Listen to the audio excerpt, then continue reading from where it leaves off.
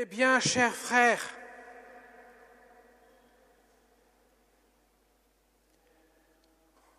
la pierre qu'ont rejetée les bâtisseurs est devenue la pierre d'angle. C'est là l'œuvre du Seigneur, la merveille devant nos yeux. Jésus citant les Écritures, le psaume pour signifier le mystère du royaume de Dieu, la pierre de fondation sur laquelle ce royaume s'établit. Aussi bien dans la première lecture que dans la seconde, que dans l'évangile que nous allons entendre à l'instant, Dieu nous parle de sa vigne. Dans la première lecture, le prophète Isaïe le montre bien. La vigne ne produit pas de fruits. Il attend le maître du fruit du beau raisin, mais il ne vient pas. Alors que fait-il? Il laisse sa vigne dévorée par les animaux, piétinée par eux. Elle n'est ni taillée ni sarclée, pousse des épines et des ronces. Il la laisse à l'abandon.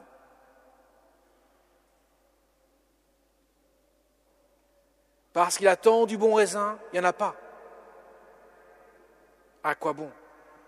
Jésus reprend le même thème de la vigne. Et là, il s'adresse aux chefs des prêtres, aux pharisiens, aux anciens du peuple, aux scribes. Et il leur montre le maître de la vigne a confié sa vigne aux vignerons. C'est le premier constat de la parabole. Il donne sa vigne aux vignerons pour qu'elle puisse produire du fruit. Et bien sûr, les vignerons ne sont autres que ce peuple dont les pharisiens, les chefs des prêtres, les anciens, les scribes sont les imminents représentants. Et ils attendent qu'ils produisent du fruit et qu'ils redonnent ce fruit. Autrement dit, la vigne doit donner la grâce qui doit produire du fruit dans les cœurs. Et il n'y a rien qui vient. Au contraire, il envoie les prophètes au cours des siècles. Jésus dira, quel prophète n'avez-vous pas persécuté? Il ne donne rien. Et finalement, il envoie son Fils. Dieu fait homme. Et non seulement ils ne le respectent pas, mais ils en veulent à sa vie. Il est en train de leur dire ce qui se passe à l'instant même où il parle. C'est comme s'il leur disait, vous avez reconnu, je suis le Fils, et vous me rejetez, vous voulez ma mort, alors que je viens pour récolter le fruit de la vigne.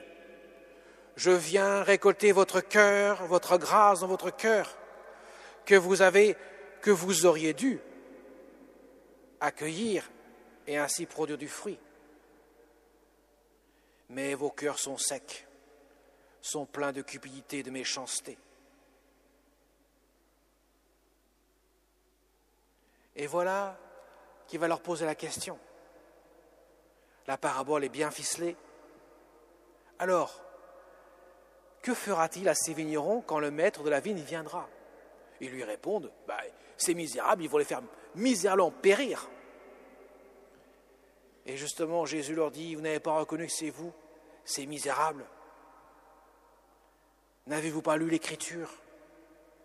La pierre que vous rejetez, cette pierre d'angle, c'est là l'œuvre du Seigneur. C'est sur cette pierre que va s'édifier le règne de Dieu. Ça, c'est le second constat de la parabole.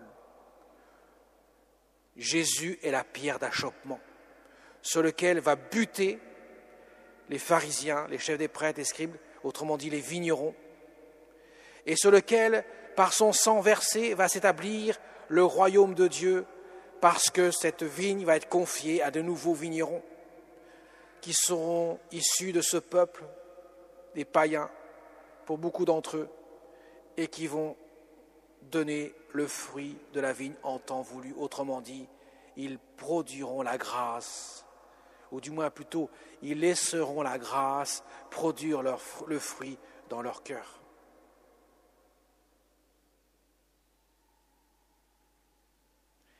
Et le troisième constat, mes chers amis, c'est que nous voyons quand nous travaillons à la vigne du Seigneur, nous travaillons à notre propre salut. Parce qu'en travaillant à la vigne du Seigneur, nous préparons nos cœurs à accueillir la grâce de telle sorte qu'elle produit son fruit. Voilà pourquoi saint Paul, dans la seconde lecture, nous dit « Frères, ne soyez inquiets de rien. Priez, suppliez, tout en rendant grâce. Faites connaître à Dieu vos demandes. » Autrement dit, laissez Dieu vivre en vous, afin que vous puissiez rendre le produit de la vigne que le Maître vient chercher. Alors certes, ça passe parfois par de terribles souffrances et épreuves, à commencer par le saint que nous fêtons aujourd'hui, le saint patron de cette paroisse, Saint Léger. C'est moins qu'on puisse dire, il n'a pas eu une vie très confortable. Il s'est confronté à des hommes redoutables, de véritables tyrans, qui n'ont pas hésité à le persécuter jusqu'au bout. Et non content de cela, il voulait bien prendre garde, ce fameux tyran, Hébrouin, qui était le maire du palais, autrement dit, pour faire court, je fais très court, un peu le genre de Premier ministre de l'époque. Celui qui gouvernait en même temps, même plus que cela, il gouvernait même le pays, parce que les rois, c'était les rois fainéants à l'époque. Ce n'est pas grand-chose. Mais à cette époque-là, le maire du palais avait un pouvoir considérable, même si la France n'était pas un royaume uni comme c'est aujourd'hui. Il y avait plusieurs provinces. Et ce bête Hébrouin en voulait tellement à Saint Léger qu'il n'a pas hésité à lui faire percer les yeux, crever les yeux, à lui arracher la langue, même s'il y a eu un miracle après, et enfin à le faire massacrer dans une forêt, surtout très éloignée, pour que son tombeau ne soit pas reconnu et il ne puisse pas y avoir un culte du martyr de Saint Léger. Vous voyez, il a traversé des épreuves terribles et il n'a pas sombré. Il a voulu servir son maître jusqu'au bout. Il ne pouvait pas taire sa parole devant la tyrannie, devant l'injustice, devant la méchanceté des hommes.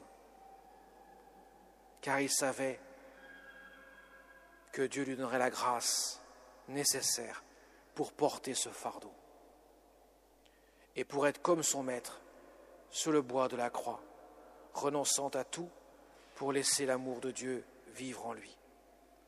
Dieu merci, ça n'arrive pas à tout le monde. La grâce est donnée en conséquence, bien sûr. Beaucoup ne vivent pas ce martyre-là. Mais tous, mes chers amis, nous sommes tous appelés à vivre un certain martyre. Alors là, je dirais au sens figuré. Ça veut dire un certain renoncement, un martyre de notre volonté. Martyr veut dire témoigner. Pour ça, je dis au sens figuré. Parce que ça veut dire, j'apprends à maîtriser ma volonté, à ne pas faire tout ce que je veux, quand je veux, comme je veux, au moment où je l'ai décidé. Ça veut dire accueillir un autre qui n'est pas moi, afin que sa volonté se fasse en moi. Comme la Vierge Marie, dans son cœur, le jour de l'Annonciation, a pleinement résumé sa vie. Que tout se fasse pour moi selon ta parole. Et ça, mes chers amis, on ne peut pas y échapper. Dieu nous demande d'accueillir sa volonté. Elle est souvent en contradiction avec la nôtre, ou c'est plutôt l'inverse, c'est la nôtre qui est en contradiction avec la sienne. Et pourtant, Dieu sait que sa volonté est très bonne pour nous et bien meilleure que la nôtre pour nous-mêmes. Mais il est toujours difficile de penser que Dieu puisse nous faire passer par des chemins qui demandent un certain dépouillement pour nous revêtir de sa gloire, de son amour. Alors demandons, Seigneur, avec l'intercession de notre Mère du ciel, que nous avons fêté hier dans son mystère, le mystère du rosaire, elle qui médite sans cesse les mystères de la vie du Christ, de telle sorte que Jésus vit dans tous ses instants en elle.